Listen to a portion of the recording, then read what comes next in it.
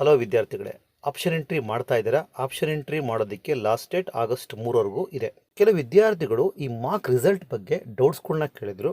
Suppose mark ರಿಸಲ್ಟಲ್ಲಿ ಒಂದು seat allotment ಆಗುತ್ತೆ, ಆ ಸೀಟು ಫಸ್ಟ್ ರೋಡಲ್ಲೂ ಅದೇ ಸೀಟು ಸಿಗುತ್ತೆ, ಅದೇ ಕಾಲೇಜ್ನಲ್ಲಿ ಅದೇ ಸೀಟು ಕನ್ಫರ್ಮ್ ಅಂತ ಬಹಳ ವಿದ್ಯಾರ್ಥಿಗಳು ಕೇಳ್ತಾ ಇದ್ದಾರೆ.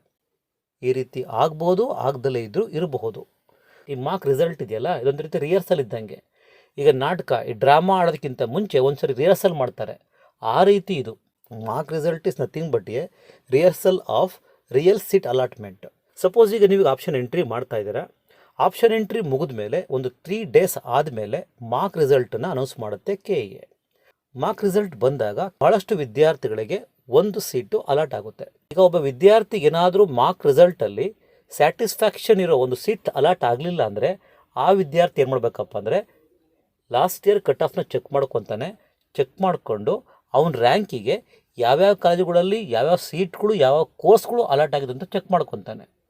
ಈಗ ಸಿಕ್ಕಿರೋ ಸೀಟು ಅಷ್ಟು ಸ್ಯಾಟಿಸ್ಫ್ಯಾಕ್ಷನ್ ಇಲ್ಲ ಅಂದಾಗ ಹೊಸ ಕಾಲೇಜುಗಳನ್ನ ಆಡ್ ಮಾಡ್ತಾನೆ. ನೀವು ಆಡ್ ಮಾಡ್ತೀರಾ, ಬೇರೆ ವಿದ್ಯಾರ್ಥಿಗಳು ಎಲ್ಲ ವಿದ್ಯಾರ್ಥಿಗಳು ಆಡ್ ಮಾಡ್ತಾರೆ. ಆಗೇನಾಗುತ್ತೆ, ಹೊಸದಾಗಿ ಆಪ್ಷನ್ ಎಂಟ್ರಿ ಆಗುತ್ತೆ. ಸೊ ಆಗ ಮಾರ್ಕ್ ರಿಸಲ್ಟಲ್ಲಿ ಸಿಕ್ಕಿರೋ ಸೀಟು ಬೇರೆಯವ್ರಿಗೂ ಸಹ ಹೋಗೋ ಚಾನ್ಸಸ್ ಇರುತ್ತೆ. ಅದಕ್ಕೆ ಆಪ್ಷನ್ ಎಂಟ್ರಿನ ಸರಿಯಾದ ವಿಧಾನದಲ್ಲಿ ಮಾಡಬೇಕು. ಮಾರ್ಕ್ ರಿಸಲ್ಟ್ ಬಗ್ಗೆ ಅಥವಾ ಆಪ್ಷನ್ ಎಂಟ್ರಿ ಬಗ್ಗೆ, ಕೌನ್ಸಿಲಿಂಗ್ ಬಗ್ಗೆ ಏನಾದರೂ ಡೌಟ್ಸ್ ಇದ್ದರೆ ಕಾಮೆಂಟ್ಸಲ್ಲಿ ಹಾಕಿ. ನೆಕ್ಸ್ಟ್ ವಿಡಿಯೋಗಳಲ್ಲಿ ಅದಕ್ಕೆ ನಾವು ರಿಪ್ಲೈ ಕೊಡ್ತೀವಿ. ಇದಿಷ್ಟೇ ಇವತ್ತಿನ ವಿಡಿಯೋ. ಟೇಕ್ ಕೇರ್, ಬಾಯ್.